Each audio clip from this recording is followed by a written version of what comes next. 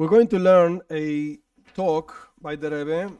This is from 1981, where the Rebbe, he's going to explain to us basically a midrash, a writing of our sages. That it's kind of puzzling. It's not so easy to understand what the midrash is talking about. And within that explanation, the Rebbe is going to bring three perspectives of the ancient nations, non-Jews nations, how they saw godliness, their relationship with godliness. And the Rebbe is going to explain how these three perspectives are actually three types of creatures in the world. And with that idea, the Rebbe is going to explain the midrash. That's what's going to happen. This midrash is about a plague that God gave the Egyptians, the plague of Tzfardea, of frogs, the plague of frogs. So let's learn inside. I'm just going to read the English and here and there some words. The original actually is in Yiddish. It's a very interesting sikha, not difficult. There's just one paragraph that it's kind of tough, difficult to understand how the Rebbe is ordering the paragraph. But the rest is not so complicated. So let's go. The Torah says that God told Moshe Rabbeinu, go to Pharaoh and tell him that you're going to bring plagues on him, and this particular plague is frogs, Tzfardea. When the Midrash explains this phrase of God to Moshe, go tell Pharaoh that you're going to bring Tzfardea, frogs, and so on, the Midrash says like this. It's a verse in Koyeles. I think it's called Ecclesiastes or something like that. The verse says, "Ve'isron eretz b'koilhi." The virtue of the land is on everything. Like anything that is around the world has some virtue, something good about it, something that God, some reason why God created it. And the Midrash brings the opinion of Rav Acha b'Rav Hanina. The Rebbe is going to go back and forth with this rabbi throughout all the sikha, all the rest of the talk. Rav Acha b'Rav Hanina says like this: even things that you see and they are like meyutarim, like things that you don't really need. There's no reason why they should exist in the world. Like for instance, serpents and scorpions. Even those things, they are part of the creation of the world. And, continues Rav Acha saying, God told the prophets, what do you think? That if you don't go in my missions, if you're not my emissaries, do you think I don't have any other emissaries? I have a full earth, full of things that could be my emissaries. I will make my emissaries even serpents, even scorpions, and even frogs. That's where the Midrash is connected to this idea of the plague of frogs. You should know that if it wouldn't be for the tzira was some kind of insect that stood from the other side of the Yarden, of the Jordan River, and brought diseases and problems to the people living in the land of Canaan before the Jewish people actually entered the land of Canaan. So again, you should know, continues Rav Acha saying, that if it wouldn't be for this tzira, this insect, how would God actually punish the Emorim, the people of the land of Canaan? And if it wouldn't be for frogs, how would God punish Pharaoh and the Egyptians? That's why it's written in parashat Vaera that God brought frogs and so on. So we see from Rav Acha that there's some connection between Pharaoh and frogs. And apparently the only way of punishing Pharaoh is through frogs, which sounds weird. Actually, and the Rebbe is going to say, there were other plagues, not just frogs. There were other 9 plagues. So what's this idea that the only way of actually punishing Pharaoh is through frogs? And even if we're going to think that frogs are completely useless in the world, they were created to punish Pharaoh. Why? Okay. We have to understand, this is what actually the Rebbe says, we have to understand, how can we say if it wouldn't be for the frogs, there would be no way to punish the Egyptians? Frog is just one of the 10 plagues. If you want to justify this insect called tzira, whatever it was, that it used to throw some diseases on the Canaanim, on the people of the land of Canaan and so on.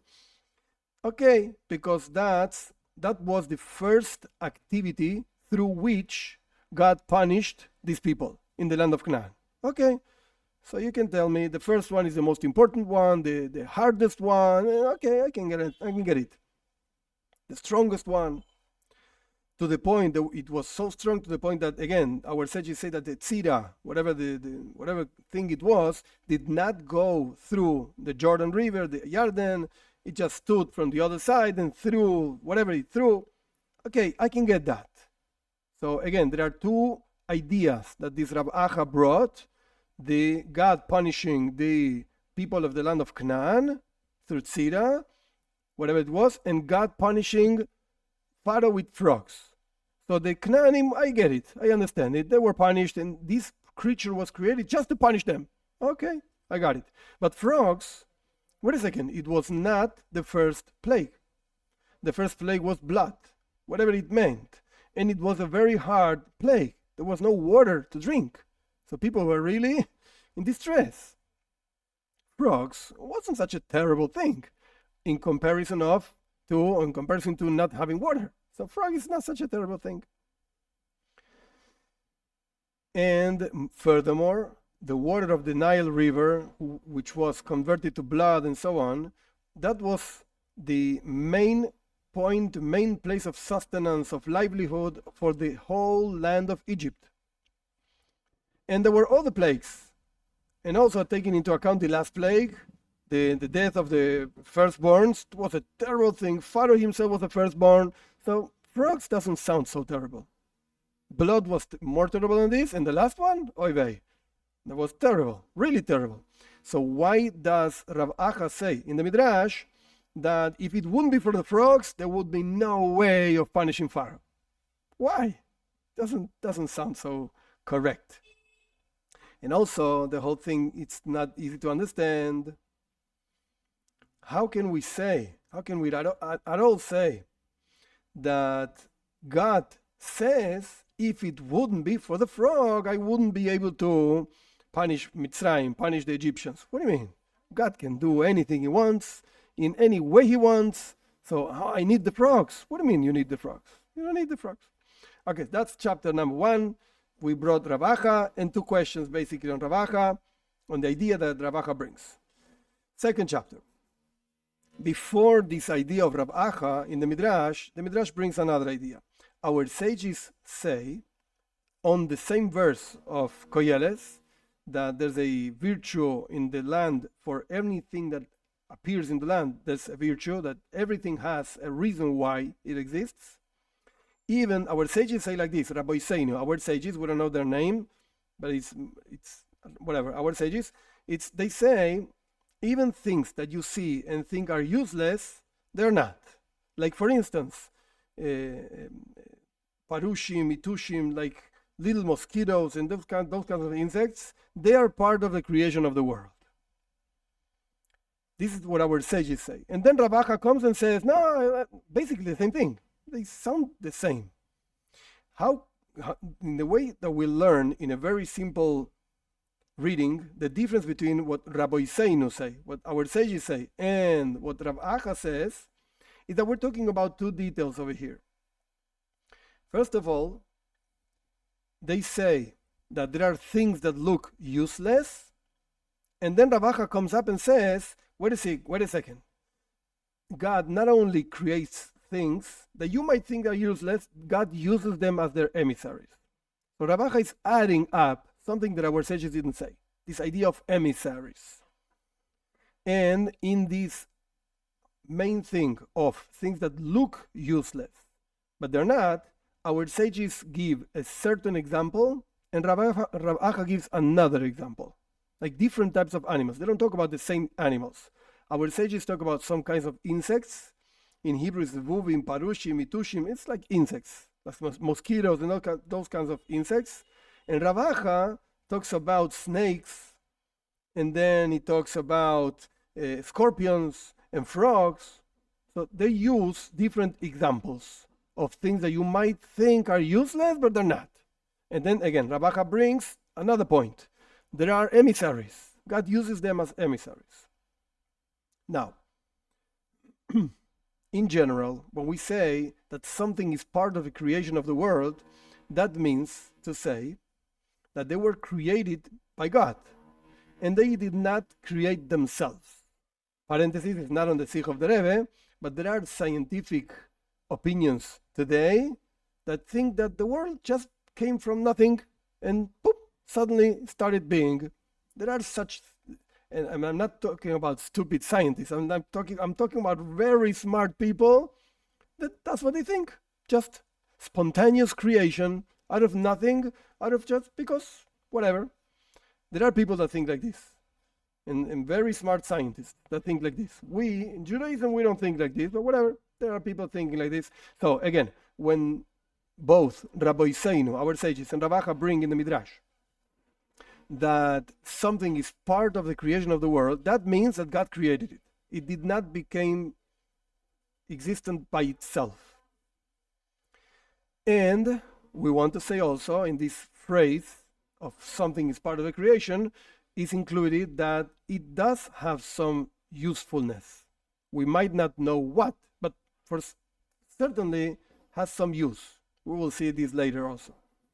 And in this, our sages, Rabbi Seinu, bring again the example of some insects, zevuvim, parushim, mitushim, mosquitoes, whatever, that don't really look as necessary things in the world, but they say that they actually have a need.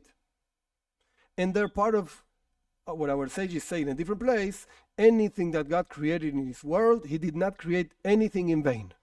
Some reason for being they have. We might not know what, but there's some reason. Okay.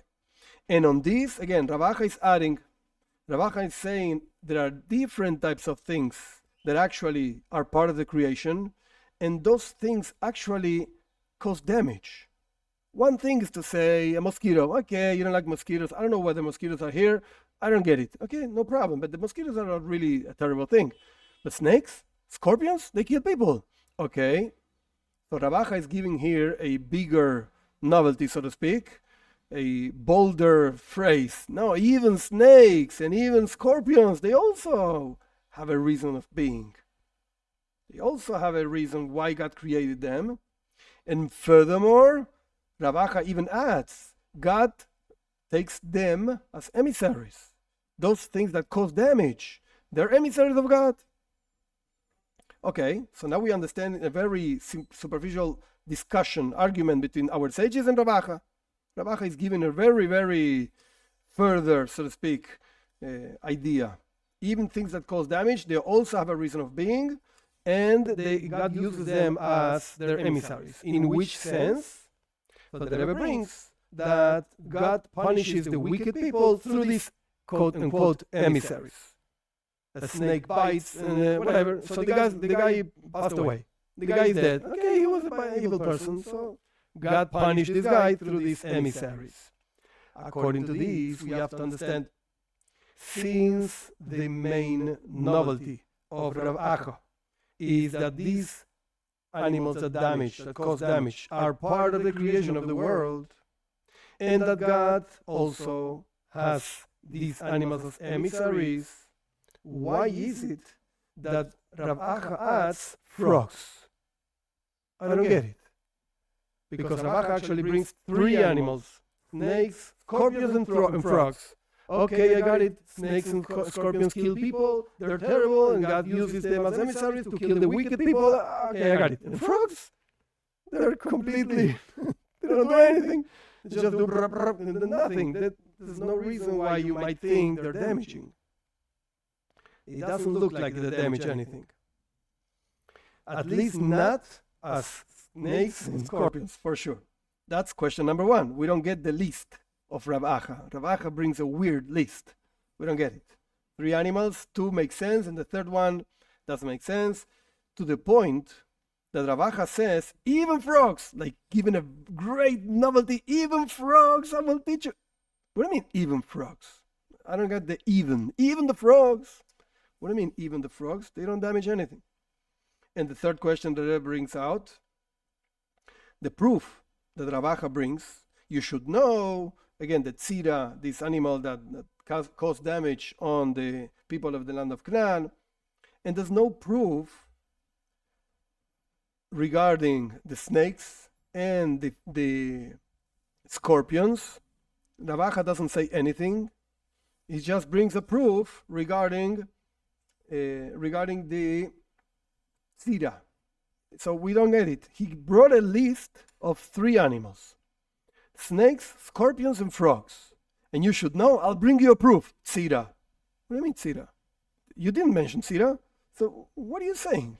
And then he talks about the frogs. What happened with the snakes and the scorpions? Rav Acha doesn't mention that anymore. Bring me some kind of proof that even that has some reason of being. Rav Acha doesn't say anything. And then the Rebbe brings another question. He's going to answer everything later. The Rebbe says, very simple question. What is this thing that Rav Acha is mentioning about the prophets?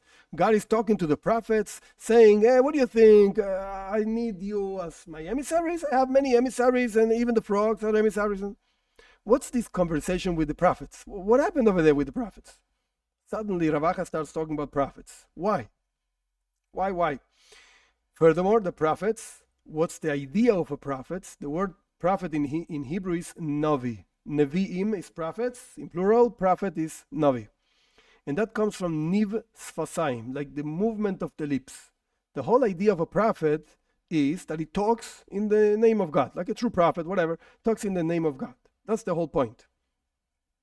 So God is telling, in the words of Rav Acha, to the prophets, if you don't go as my emissaries, so I'll do my work with the snakes and the scorpions, even the frogs. What's the connection? Like the prophets talk. That's why they're the prophet. And the frog doesn't talk. So what's the connection over here? It's difficult to understand. Okay, that was chapter number 2. The Rebbe basically posing a few questions on the Midrash.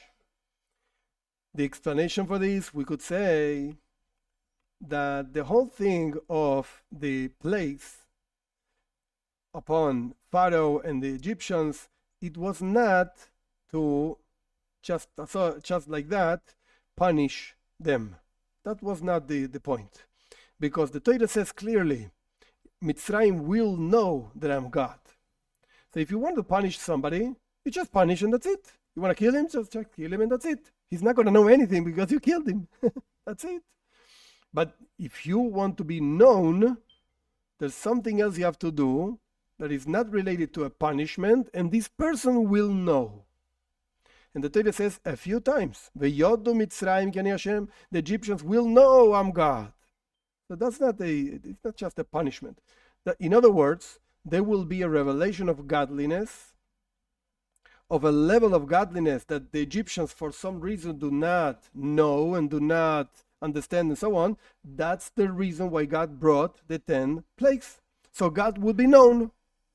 That's the whole point. And there's a very long and very interesting explanation of the Abarbanel. He lived in Spain in the 1400s, where he explains each one of the plagues, what's the connection to knowing God.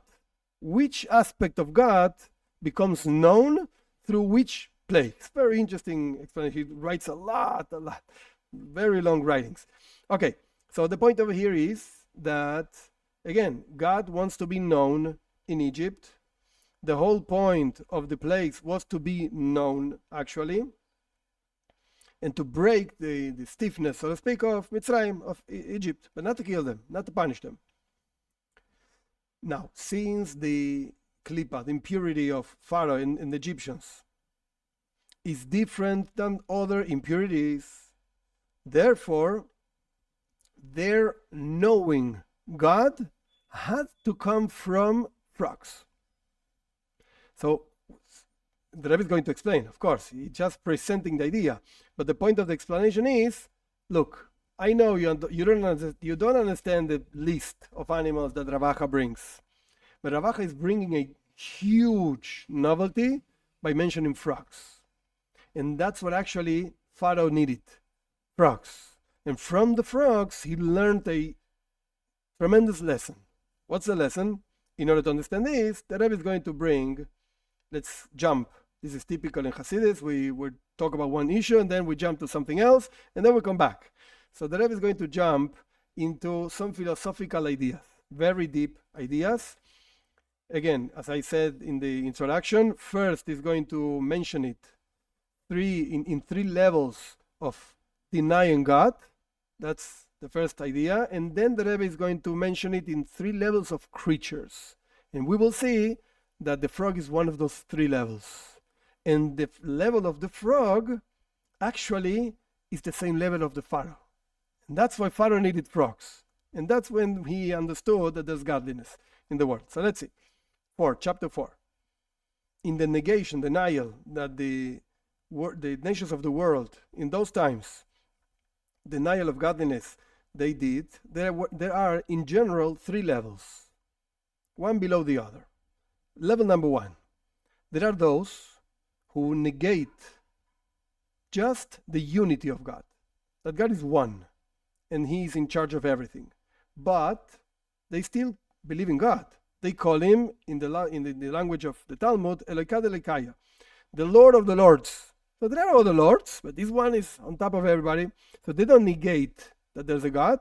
There is a God, but there are other powerful, whatever, things over there. Angels, or put it the name, whatever name you want to call it. So, because they know and they understand that God is the livelihood and the sustenance of everything. They do know this. Automatically, they don't rebel against God. Like Bilam, in parashat Balak, Bilam, he clearly said, I cannot transgress the mouth of God. Whatever God tells me to say, I will say it. So even though Bilam was trying to go against the will of God, but he understood that God is on top of everything, I cannot transgress God's words. So again, level number one is, I believe in God, but there are other gods also. This is just the Lord of the Lords. There are other lords. That's level number one. Level number two, there are those who recognize the existence of God, and they recognize that, as we mentioned before, Eloka Delekaya, God is the Lord of the Lords, but they negate that the sustenance and the creation of every single creature depends on God. No. There are other creators, so to speak, like Pharaoh. Pharaoh, he said, in a different place in Yechezkel, it's a verse in Yechezkel 29:3, Li ye'oiri vani asisini. The river, the Nile, the river is mine, and I did myself. I created myself. That means he said that he created and made himself. He did not need God. In other words, this is very important. It's not that they negate that God exists. Yeah, there's a God called whatever he's called, the God of the Jews, whatever name, doesn't matter. But you know what? I'm also a God. I did myself. I don't need this, your God. So it's a different level of negation. There is God, but I'm also God. No problem.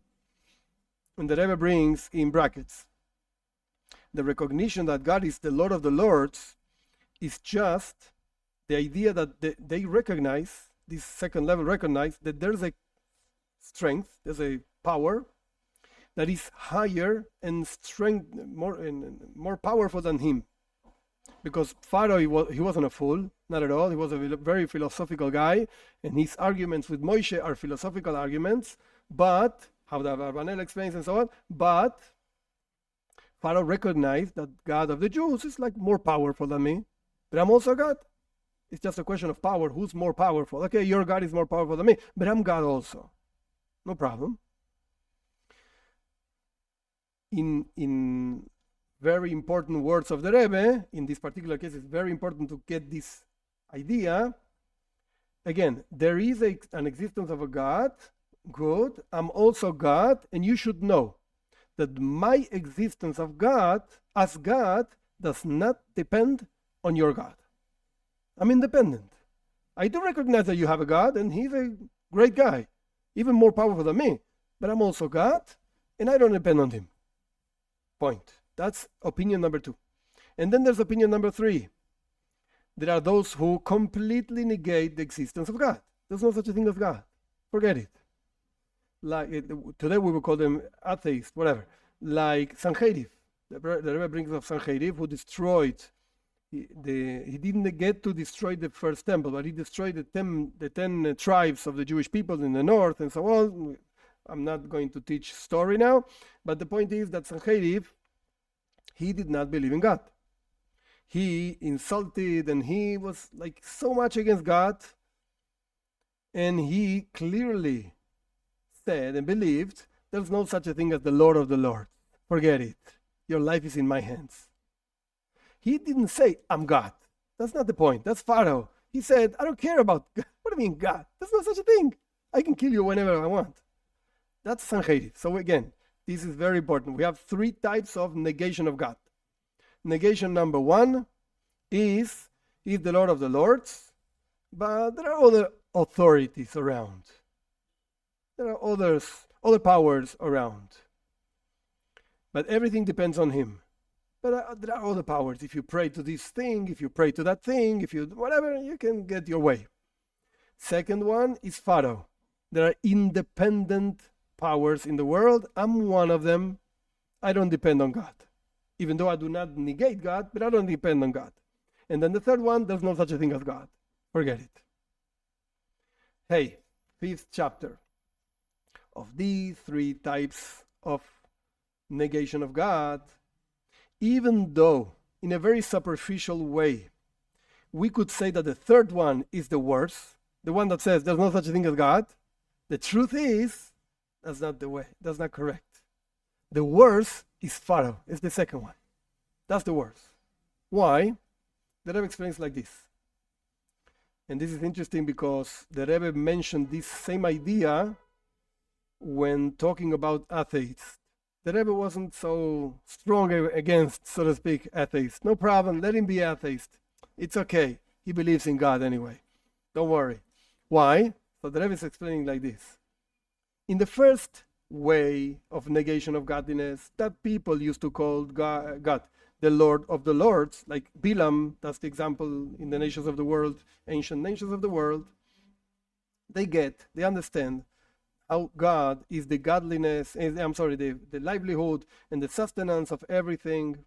And that's why they cannot really go against him.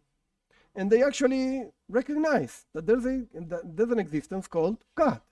Okay, so it's not such a big problem, so to speak. They believe in God. Bilam was also a prophet of God. They believed in God. In the third way, the atheist, so to speak, with this same idea that they negate, they are against, and they negate God, the existence of a God, they're showing with that godliness, the Rebbe puts it in parentheses, ongerirt, it touches them.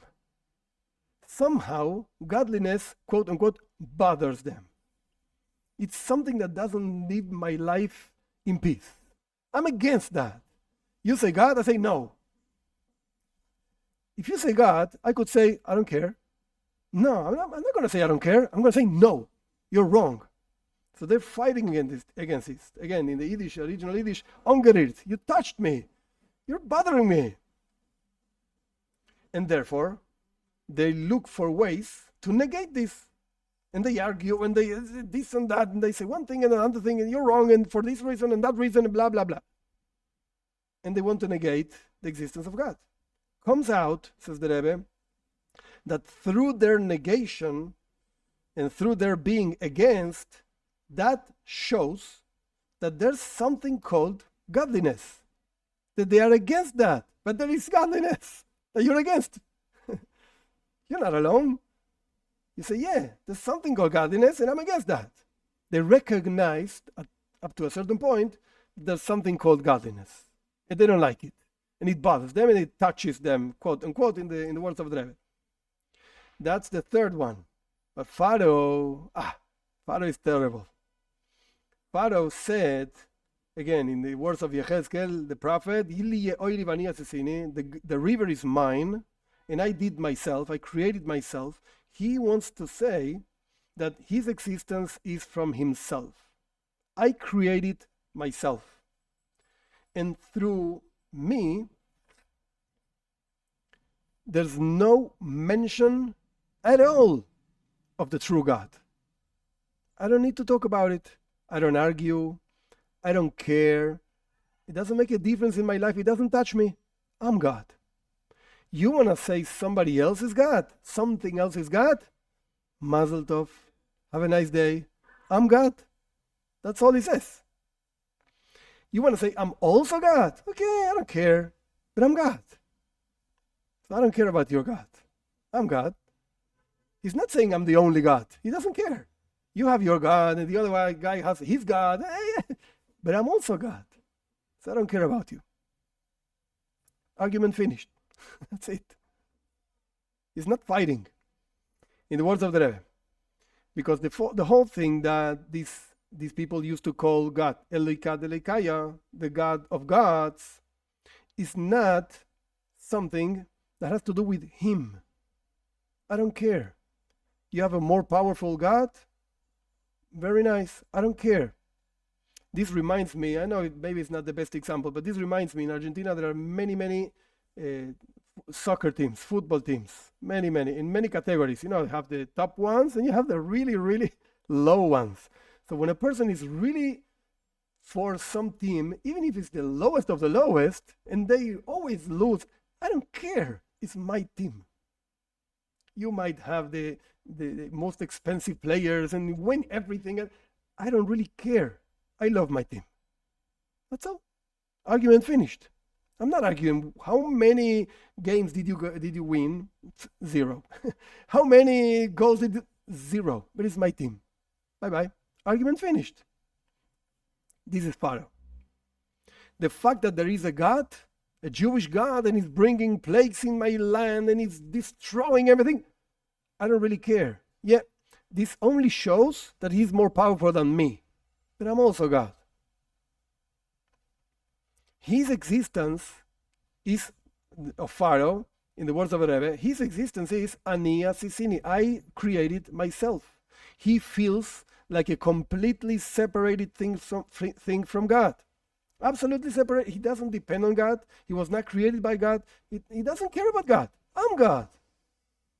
Automatically, the existence of God, so to speak, doesn't touch him, doesn't bother him, and has no relationship at all with him. Nothing. These are the 3 types of negations of God, denials of God, and the worst of all of them is Pharaoh. He doesn't care about your God because he is God. Okay, with this, now the Rebbe is going to explain 3 types of creatures. What are the 3 types of creatures? 6. Something similar, and the Rebbe stresses the word similar because it's difficult sometimes to really put everything together. But similar to this, there are 3 types of creatures in the world. And then we're going to see where the frogs are. 3 types of creatures. We know, first the Rebbe gives like an introduction, quite long, but it's an introduction to the ideas. We know, because our sages say, that everything that God created, he did not create anything in vain. And this, we can understand it in a very simple intellect. You don't have to be so smart. That any activity from God has an objective, a reason. Like just like as a human being, the Rebbe learns from a human being. He doesn't do just because, I don't know, it came out. No, what do you mean? Every single act that a person has, and for instance, an artisan, the Rebbe brings the example of an artisan, when he does a piece of art, every single stroke of the whatever, everything has a reason. Why? You might like it or not, I don't care, but she, whatever, understands why he painted this part yellow. Because it represents blah, blah, blah, whatever it represents. So if a human being, all her acts are with an objective, God, how much more so? Of course. Now, what's the objective of every single creature in the whole world? This includes human beings, Jews and non-Jews, animals, plants, stones, anything. What's the reason of being? Why did God create all this? There's another phrase of our sages. everything that God created, He did not create it except to give Him honor, to reveal godliness. Everything that exists in the world is for the objective of revealing the godliness of God in the world. In the words of the Rebbe, to reveal who is the artisan that actually made this thing. That his strength and his will should be felt throughout the entire creation. That's the reason of being of any single creature in the whole world. Sometimes we see it, sometimes we don't. But this is the combination, so to speak, again, of two phrases of our sages. Phrase number one, anything that God did in the world, there's nothing made in vain. Everything has a reason. What's the reason? To reveal godliness. Okay. In a practical way, however, the creation is done in such a way, in order for there to be free will for man, in such a way that not always you recognize the reason why something was created. Because if everything would recognize godliness, if everything would in the world would reveal godliness, it wouldn't be possible for us human beings to choose between godliness or not godliness. There's only godliness. Forget it. We would be like angels. We wouldn't rebel. We wouldn't do anything wrong, and so on. That's not what God created. That's not what God wanted. He wanted us to choose good over bad. So in order for bad, this is another way of saying the same classical thing, that there's good and bad for us to choose. In the Rebbe over here is saying, look, every single thing in the world is there to reveal godliness. But sometimes this is hidden. In order for you to say, oh, wait a second, maybe there's something that is not godliness. Because you don't see it. You don't see the godliness in that thing. So on this idea of revealing godliness, you have three types of creatures. Our sages, we're going back to the Midrash, our sages brought the idea that sometimes there are things that you don't understand what the usefulness of that thing is. It looks like a useless thing, like again, zvuvim, parushim, mitushim, mosquitoes, and whatever. Apparently, they have no use at all. There's no reason why they should be created. However, they are part of the creation. For sure, some kind of usefulness they have. And we know that God saw everything that He created, it was good, and it was very good. Tov me'od, it was very good. Okay? So they're not in vain. And even those things, the things that we don't understand, but they're not in vain. And not only they're not in vain, the reason of being is to reveal godliness, for the glory of God. Through these creatures, there's a glory of God revealed. That's what our sages bring. But these creatures, as we mentioned before, they don't cause damage. They're just creatures that we say, I don't get it. I don't understand why such a thing should exist. But whatever, it exists because it somehow reveals the godliness and so on. But comes Rav Acha, and he brings a tremendous novelty. A very, very different idea. Much deeper idea. That even the creatures that we don't see any benefit, apparently. And not only that, they cause damage. God created something that causes damage in the world. Like a snake, like a scorpion. Wow. Why would God create such a thing? It looks like a quote unquote, like a bad thing. It's an evil thing. Why? So Rav Acha says, even those things are part of the creation. Don't think they're not. Don't think they don't have a reason of why. And those things also should reveal the glory of God. Even those things were created to reveal the glory of God. Because the very fact that there's an idea that says something, that these creatures do actually something, even if it's contrary to the benefit of men, that would be like the atheist.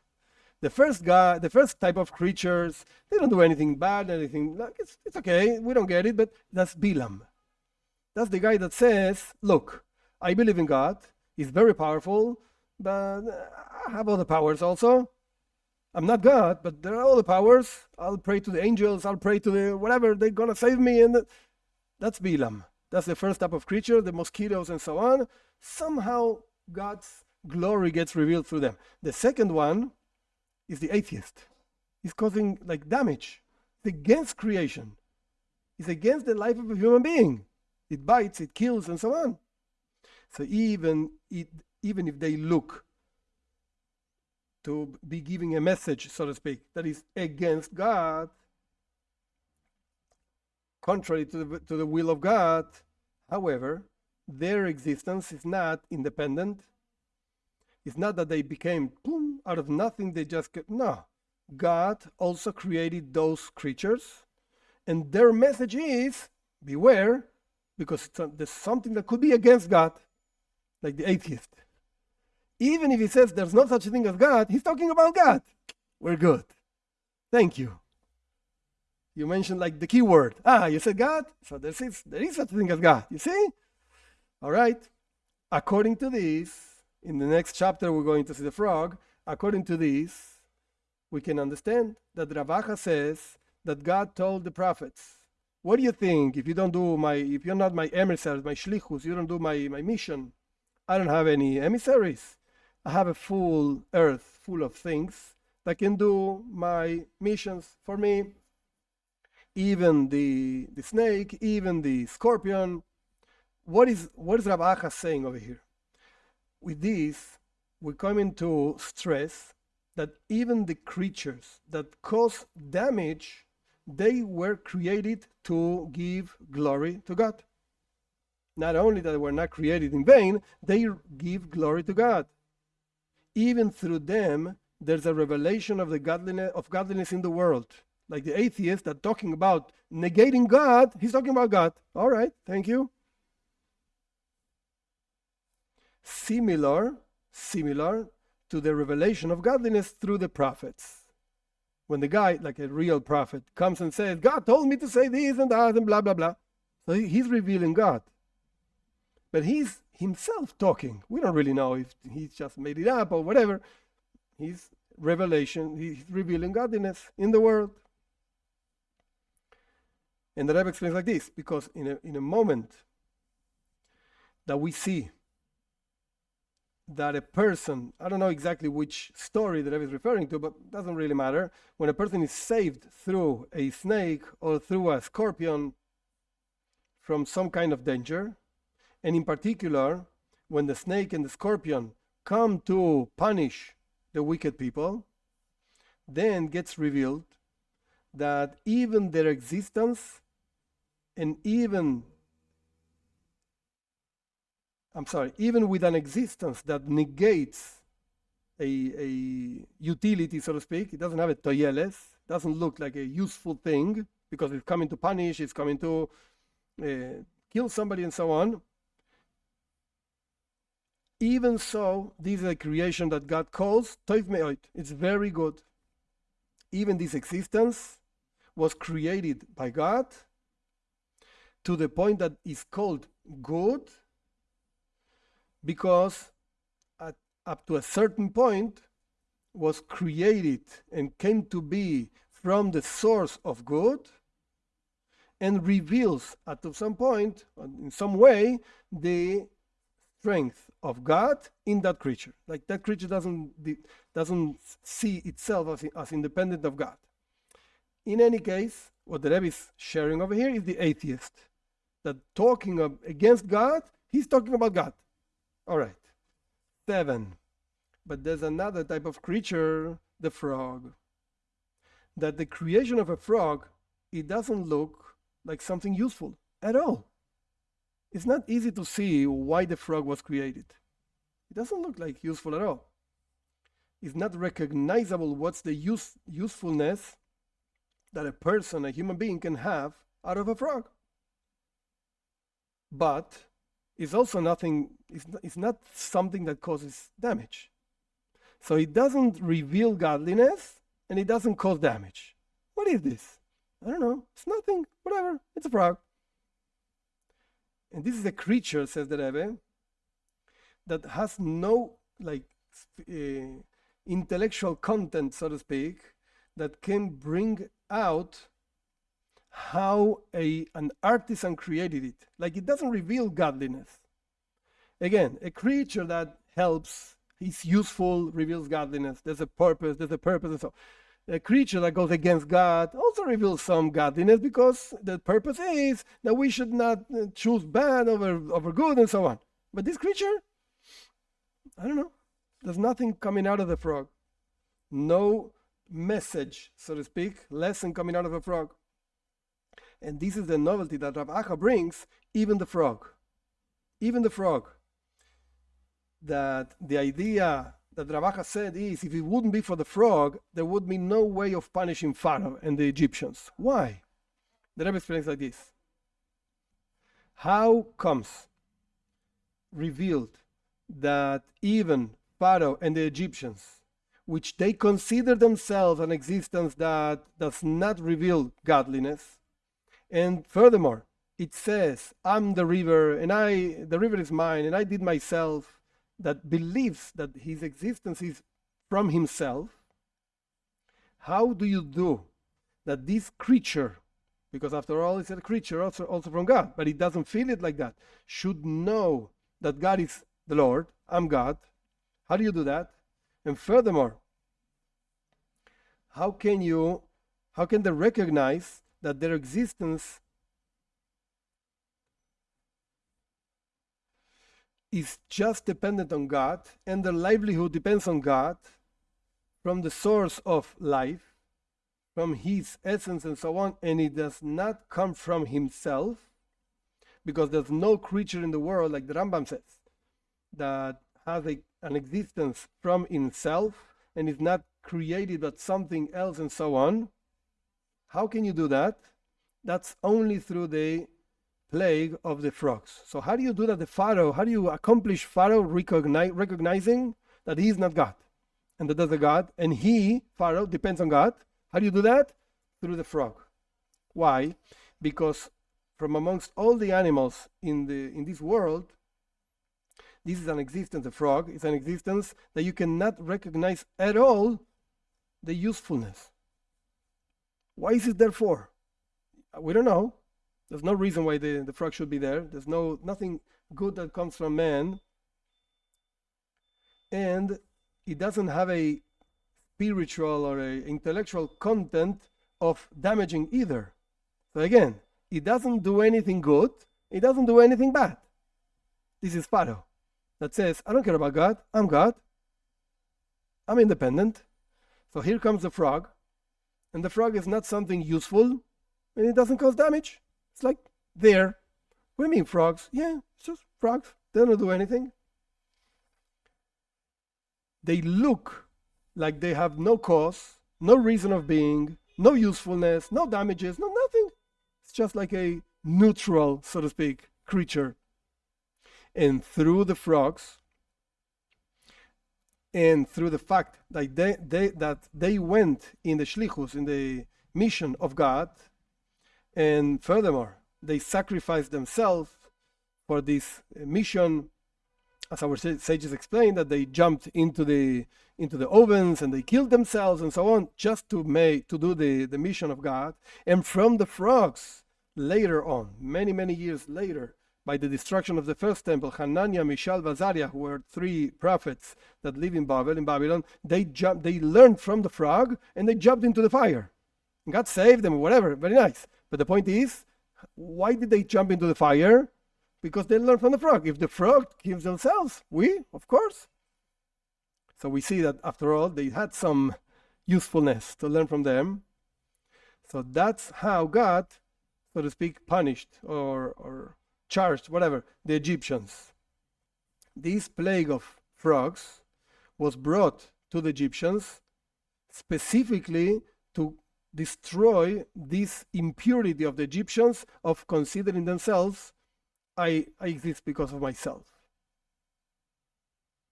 And this was revealed in a way that the Rebbe ends with a verse from parashat Vaera, Ve'yodu Mitzrayim ki ani Hashem, and the Egyptians will know that I'm God.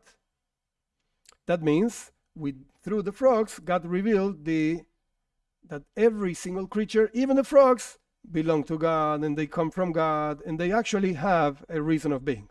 So again, just this is the end, but going back a little bit, 3 types of negation of godliness that the ancient nations of the world used to negate God. The one that says, yeah, God is there, but I also have another God. And the one that says, God is there, very nice, but I'm God. And the one that says, I don't believe in God. And the worst of them is the one that says, I'm also God.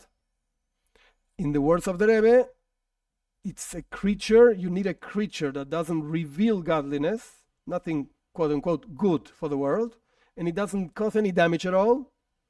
It's completely neutral. That creature, by doing the mission that God imposed, so to speak, in that creature of going and being a plague for against Egyptians and jumping into the oven and so on, by that, God showed the Egyptians, you're also my creatures. What do you think? You're independent from me? You're not. Look at this creature. It's completely neutral and quote-unquote looks independent and still does my mission. You also do my mission. You're there because I created you.